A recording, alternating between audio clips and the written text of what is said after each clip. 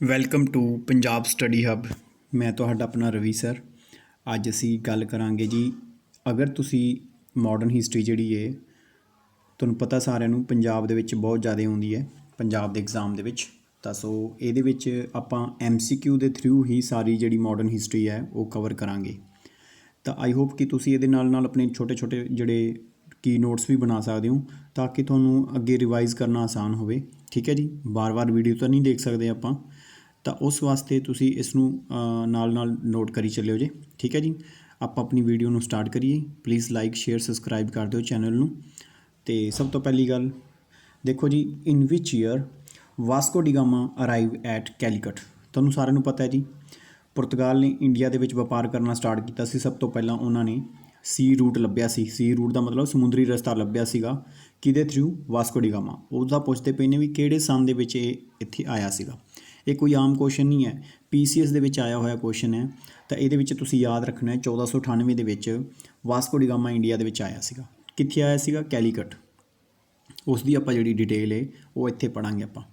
ਦੇਖੋ ਜੀ, ਜਿਹੜਾ ਵਾਸਕੋ ਡੀ ਗਾਮਾ ਹੈ, ਵਾਸਕੋ ਡੀ ਗਾਮਾ ਜਿਹੜਾ ਸੀ ਆਇਆ ਸੀ ਉਹ ਵੈਸਟਰਨ ਕੋਸਟ ਦੇ ਉੱਪਰ ਆਇਆ ਸੀ। ਪੁੱਛ ਲੈਂਦੇ ਕਿਹੜੇ ਘਾਟ ਦੇ ਉੱਪਰ ਆਇਆ ਸੀ। ਤੁਹਾਨੂੰ ਪਤਾ ਹੋਏਗਾ ਇੰਡੀਆ ਦੇ ਦੋ ਘਾਟ ਨੇ, ਪੱਛਮੀ ਘਾਟ ਨੇ ਅਤੇ ਪੂਰਬੀ ਘਾਟ, ਵੈਸਟਰਨ ਘਾਟ। ਠੀਕ ਹੈ, ਪੱਛਮੀ ਘਾਟ। ਕੈਲੀਕਟ ਸ਼ਹਿਰ ਦੇ ਵਿੱਚ, ਇਹ ਕੇਰਲਾ ਦੇ ਵਿੱਚ ਹੈ। 20 ਮਈ 1498 ਨੂੰ ਆਇਆ ਸੀਗਾ।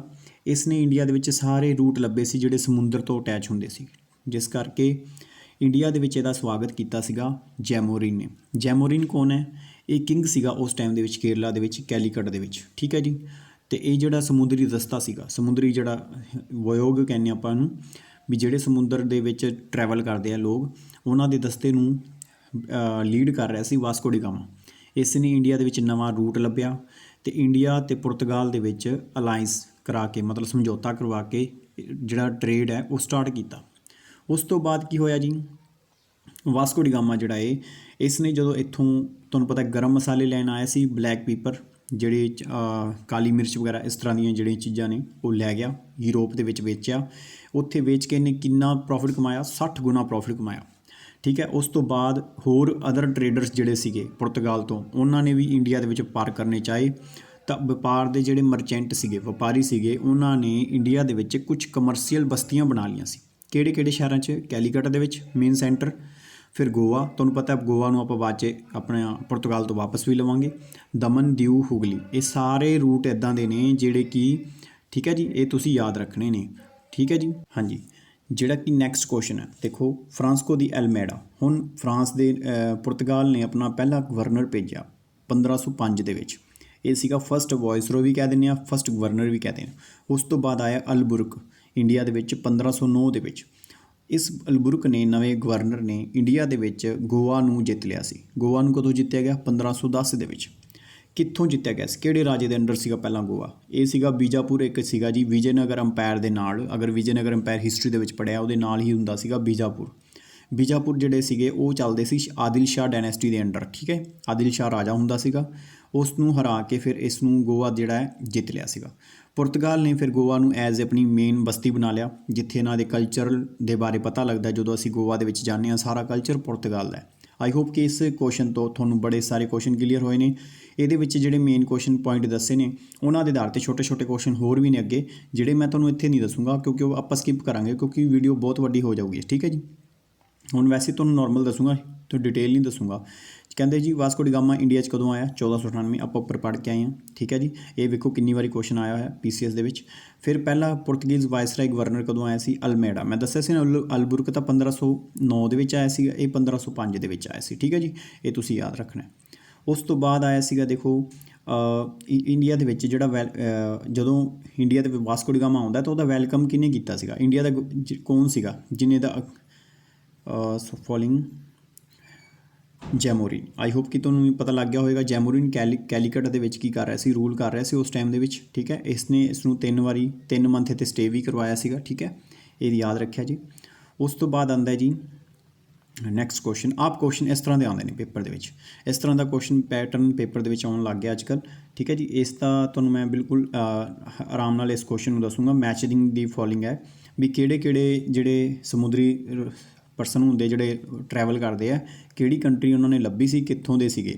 ਤੇ ਵਾਸਕੋ ਡੀ ਗਾਮਾ ਤੁਹਾਨੂੰ ਸਾਰਿਆਂ ਨੂੰ ਪਤਾ ਵੀ ਪੁਰਤਗਾਲ ਦਾ ਸੀਗਾ। ਆਪਾਂ ਜੇ ਆਪਸ਼ਨ ਦੇ ਵਿੱਚ ਏ ਦਾ ਆਪਾਂ 2 ਵੇਖੀਏ ਤਾਂ ਕਿਹਦੇ ਵਿੱਚ ਹੈ, ਦੇਖੋ ਸਿਰਫ ਬੀ ਆਪਸ਼ਨ ਦੇ ਵਿੱਚ ਹੈ 2, ਤਾਂ ਇੱਥੇ ਤੁਹਾਨੂੰ ਦੂਜੇ ਲੱਭਣ ਦੀ ਲੋੜ ਹੀ ਨਹੀਂ। ਜੇ ਤੁਹਾਨੂੰ ਵਾਸਕੋ ਡੀ ਗਾਮਾ ਪਤਾ ਸੀ ਤਾਂ ਕੁਐਸਚਨ ਆਰਾਮ ਨਾਲ ਕਲਿੱਕ ਹੋ ਗਿਆ।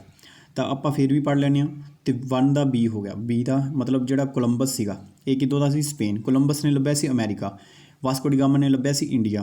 ਅਤੇ ਕੈਪਟਨ ਕੁੱਕ ਕਿੱਥੋਂ ਦਾ ਸੀ, ਕੈਪਟਨ ਕੁੱਕ ਨੇ ਲੱਭਿਆ ਸੀਗਾ ਜੀ ਇਹ ਬ੍ਰਿਟੇਨ ਦਾ ਸੀ, ਇਹਨੇ ਨਿਊਜ਼ੀਲੈਂਡ ਲੱਭਿਆ ਸੀਗਾ। ਤੁਸੀਂ ਤਸਮਾਨ ਸਾਗਰ ਵੇਖਿਆ ਹੋਵੇਗਾ, ਤਸਮਾਨ ਕਿੱਥੋਂ ਦਾ ਸੀਗਾ, ਇਹ ਹੋਲੈਂਡ ਦਾ ਸੀਗਾ। ਠੀਕ ਹੈ ਜੀ, ਆਈ ਹੋਪ ਕਿ ਤੁਹਾਨੂੰ ਸਾਰਿਆਂ ਨੂੰ ਸਮਝ ਆ ਗਿਆ ਹੋਵੇਗਾ। ਠੀਕ ਹੈ ਜੀ, ਆਹ ਕੁਐਸਚਨ ਤੱਕ ਕਲੀਅਰ ਹੋ ਗਿਆ।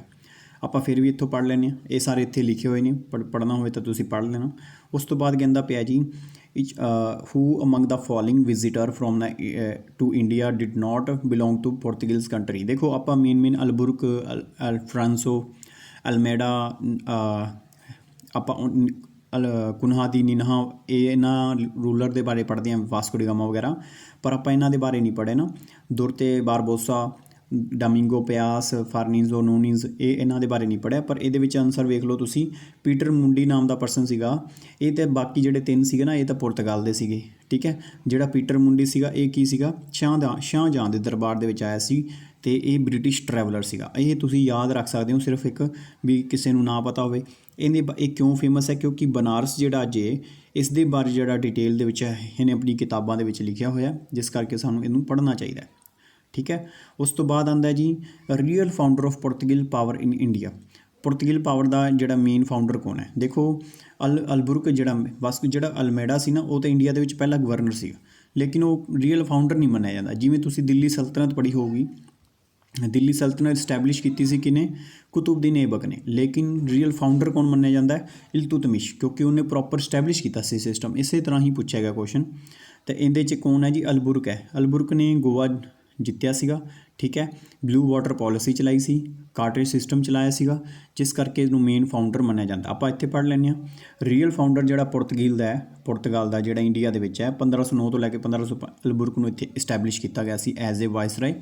ਇਸ ਨੇ ਕੀ ਕੀਤਾ ਸੀ, ਪੁਰਤਗਾਲ ਜਿਹੜੀ ਹੈ ਇਹ ਇਸ ਇੰਡੀਆ ਵਾਲੇ ਰੀਜਨ ਦੇ ਵਿੱਚ ਪੁਰਤਗਾਲ ਨੂੰ ਇਸਟੈਬਲਿਸ਼ ਕੀਤਾ। ਸਭ ਤੋਂ ਪਹਿਲਾਂ ਇਹਨੇ ਬੀਜਾਪੁਰ ਦੇ ਸੁਲਤਾਨ ਤੋਂ ਗੋਆ ਜਿੱਤ ਲਿਆ ਸੀਗਾ। ਠੀਕ ਹੈ, ਉਸ ਤੋਂ ਬਾਅਦ ਗੋਆ ਜਿੱਤਣ ਤੋਂ ਬਾਅਦ ਇਹਨੇ ਪੂਰੀ ਮੋਨੋਪੋਲੀ ਕਰ ਲਈ ਸੀ, ਕਿਉਂਕਿ ਇਹਦੀ ਸਕੀਮ ਸੀ ਮੋਨੋਪੋਲੀ ਕਰਨ ਦੀ ਪੂਰੇ ਟ੍ਰੇਡ ਦੇ ਉੱਪਰ, ਕਿਉਂਕਿ ਹਿੰਦ ਮਹਾਸਾਗਰ ਦੇ ਵਿੱਚ ਹੋਰ ਵੀ ਬੰਦੇ ਸੀਗੇ ਜਿਹੜੇ ਅਰਬ ਤੋਂ ਟਰੈਵਲ ਕਰਕੇ ਵਪਾਰ ਕਰਦੇ ਸੀ, ਚਾਈਨੀਜ਼, ਜੈਪਨੀਜ਼, ਇਹ ਸਾਰੇ ਬੰਦੇ ਸੀ। ਇਹਨਾਂ ਸਾਰਿਆਂ ਨੂੰ ਇਹਨਾਂ ਨੇ ਬਾਹਰ ਕੱਢਤਾ। ਰੀਜ਼ਨ ਕੀ ਹੋਇਆ, ਇਹਨੇ ਹਿੰਦ ਮਹਾਸਾਗਰ ਦੇ ਵਿੱਚ ਇੱਕ ਪਾਲਿਸੀ ਲਾਗੂ ਕੀਤੀ ਸੀ ਜਿਹਨੂੰ ਆਪਾਂ ਕੀ ਕਹਿੰਦੇ ਹਾਂ, blue water policy. Blue water policy ਦੇ ਬਾਰੇ ਧਿਆਨ ਰੱਖ ਲਓ। ਬਲੂ ਵਾਟਰ ਪੋਲਿਸੀ ਦਾ ਮਤਲਬ ਇਹ ਹੁੰਦਾ ਸੀਗਾ ਕਿ ਹਿੰਦ ਮਹਾਸਾਗਰ ਦੇ ਵਿੱਚ ਅਗਰ ਆਪਾਂ ਕਿਸੇ ਨੂੰ ਵੀ ਵਪਾਰ ਨਾ ਕਰਨ ਦੀਏ ਤਾਂ ਆਟੋਮੈਟਿਕਲੀ ਆਪਣਾ ਵਪਾਰ ਮੇਨ ਆਪਣਾ ਹੀ ਹੋ ਜਾਊਗਾ ਸਾਰਾ ਕੁਝ। ਤਾਂ ਅਲਬੁਰਕ ਦੀ ਇਹ ਸਕੀਮ ਸੀ, ਅਤੇ ਇਸੇ ਕਰਕੇ ਇਹ ਕਾਮਯਾਬ ਵੀ ਰਿਹਾ ਸੀ ਇਸ ਗੱਲ ਕਿ, ਕਿਉਂਕਿ ਇਹਨੇ ਗਨ ਪਾਊਡਰ ਜਿਹੜੀਆਂ ਤੋਪਸ ਵਗੈਰਾ ਹੁੰਦੀਆਂ ਨੇ ਉਹ ਆਪਣੇ ਇਹਦੇ 'ਤੇ ਲਗਾਈਆਂ ਸੀ ਆਪਣੀ ਸ਼ਿਪਸ ਦੇ ਉੱਪਰ, ਜਿਸ ਕਰਕੇ ਇਹਨੇ ਨੇੜੇ ਤੇੜੇ ਦੀਆਂ ਜਿੰਨੀਆਂ ਵੀ ਵਪਾਰ ਕਰਦੇ ਸੀ ਲੋਕ ਜਿਹੜੇ ਹਿੰਦ ਮਹਾਸਾਗਰ ਦੇ ਵਿੱਚ ਅਦਰ ਕੰਟਰੀ ਦੇ ਇੰਡੀਆ ਦੇ ਨਾਲ, ਉਹ ਸਾਰੇ ਖਤਮ ਕਰਤੇ ਸੀ ਅਤੇ ਕਾਰਟੇਜ ਸਿਸਟਮ ਸਟਾਰਟ ਕਰਤਾ ਸੀ। ਕਾਰਟੇਜ ਸਿਸਟਮ ਦਾ ਮਤਲਬ ਇਹ ਹੁੰਦਾ ਸੀਗਾ ਅਗਰ ਤੁਸੀਂ ਵਪਾਰ ਕਰਨਾ ਹੈ ਤਾਂ ਤੁਹਾਨੂੰ ਇੱਕ ਲਾਇਸੈਂਸ ਲੈਣਾ ਪਏਗਾ ਪੁਰਤਗਾਲ ਦੀ ਸਰਕਾਰ ਤੋਂ, ਅਤੇ ਉਹ ਇਸ ਕਰਕੇ ਪੈਸੇ ਦੇਣੇ ਪੈਣਗੇ, ਅਤੇ ਡਬਲ ਪ੍ਰੋਫਿਟ ਕਮਾ ਰਹੇ ਸੀ। ਠੀਕ ਹੈ ਜੀ, ਆਈ ਹੋਪ ਕਿ ਤੁਹਾਨੂੰ ਸਮਝ ਆ ਗਿਆ ਹੋਵੇਗਾ।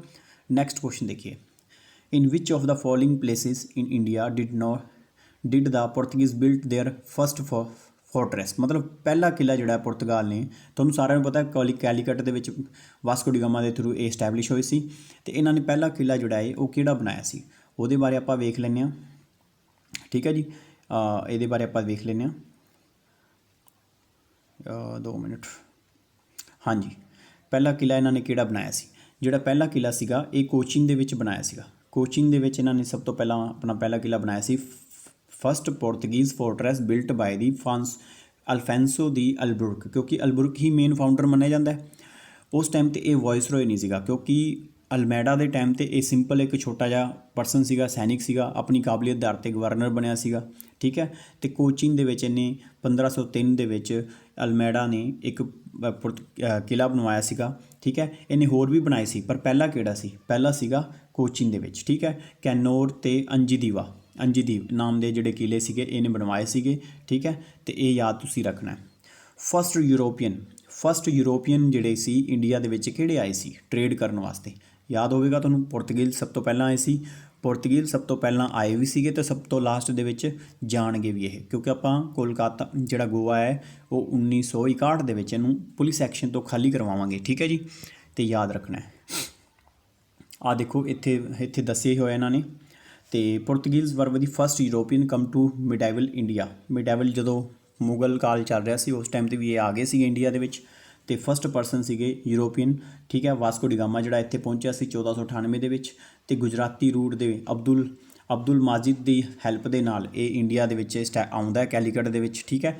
ਅਬਦੁਲ ਮਾਜਿਦ ਇਹ ਗੁਜਰਾਤੀ ਜਿਹੜਾ ਗਾਈਡ ਸੀਗਾ, ਇਸ ਨੇ ਗਾਈਡ ਕੀਤਾ ਸੀ ਵਾਸਕੋ ਡੀ ਗਾਮਾ ਨੂੰ, ਠੀਕ ਹੈ। ਇਹ ਤਾਂ ਮੈਡਾਗਾਸਕਰ ਹੀ ਪਹੁੰਚਿਆ ਸੀ ਅਫਰੀਕਾ ਦੇ ਤੱਟ 'ਤੇ, ਅਤੇ ਅਫਰੀਕਾ ਦਾ ਵਪਾਰ ਇੰਡੀਆ ਨਾਲ ਵੈਸੇ ਹੀ ਹੁੰਦਾ ਸੀਗਾ, ਠੀਕ ਹੈ। ਅਤੇ ਉਸ ਤੋਂ ਬਾਅਦ ਪੁਰਤਗੀਜ਼ ਤੋਂ ਬਾਅਦ ਆਏ ਸੀ ਡੱਚ ਤੋਂ ਬਾਅਦ ਆਏ ਸੀ ਇੰਗਲਿਸ਼, ਉਸ ਤੋਂ ਬਾਅਦ ਆਏ ਸੀ ਡੇਨਸ, ਉਸ ਤੋਂ ਬਾਅਦ ਆਏ ਸੀ ਫਰੈਂਚ।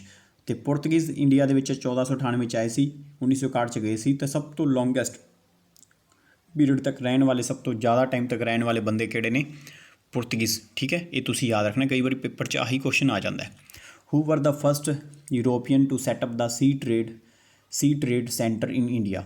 ਪਹਿਲਾ ਟਰੇਡ ਸੈਂਟਰ ਜਿਹੜਾ ਹੈ ਕਿਹੜੇ ਯੂਰੋਪੀਅਨਸ ਨੇ ਇਸਟੈਬਲਿਸ਼ ਕੀਤਾ ਸੀਗਾ? ਤੁਹਾਨੂੰ ਪਤਾ ਪਹਿਲੇ ਯੂਰੋਪੀਅਨ ਕਿਹੜੇ ਆਏ ਸੀ ਇੰਡੀਆ ਦੇ ਵਿੱਚ? ਪੁਰਤਗੀਜ਼ ਆਏ ਸੀ। ਪੁਰਤਗੀਜ਼ ਨੇ ਪਹਿਲਾਂ ਇਸਟੈਬਲਿਸ਼ ਕੀਤਾ ਸੀ ਕੈਲੀਕਟ, ਠੀਕ ਹੈ, ਕਿਉਂਕਿ ਕੈਲੀਕਟ ਹੀ ਆਇਆ ਸੀ। ਅੱਛਾ, ਇੱਕ ਚੀਜ਼ ਹੋਰ ਦੇਖ ਲਓ, ਇਹਦੇ 'ਚ ਆਪਾਂ ਪੜ੍ਹ ਲੈਣਾ, all European power in India Portuguese trade was the first who establish the maritime trade.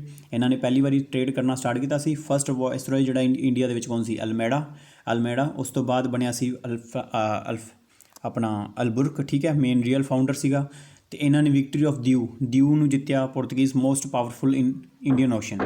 ਉਸ ਤੋਂ ਬਾਅਦ ਇਹਨਾਂ ਨੇ ਮੋਨੋਪੋਲੀ ਇਸਟੈਬਲਿਸ਼ ਕੀਤੀ, ਠੀਕ ਹੈ, ਟੈਕਸ ਵੀ ਲਗਾਏ, ਠੀਕ ਹੈ। ਆਈ ਹੋਪ ਕਿ ਤੁਹਾਨੂੰ ਸਮਝ ਆ ਗਿਆ ਹੋਵੇਗਾ, ਅਤੇ ਮਿਲਦੇ ਹਾਂ ਨੈਕਸਟ ਵੀਡੀਓ ਦੇ ਵਿੱਚ। ਤੁਹਾਨੂੰ ਕਿਵੇਂ ਵੀਡੀਓ ਲੱਗੀ ਤੁਸੀਂ ਕਮੈਂਟ ਬਾਕਸ ਦੇ ਵਿੱਚ ਜ਼ਰੂਰ ਦੱਸਣਾ, ਫਿਰ ਇਸ ਸੀਰੀਜ਼ ਨੂੰ ਆਪਾਂ ਨੈਕਸਟ ਕੰਟੀਨਿਊ ਕਰਾਂਗੇ। Thank you for watching.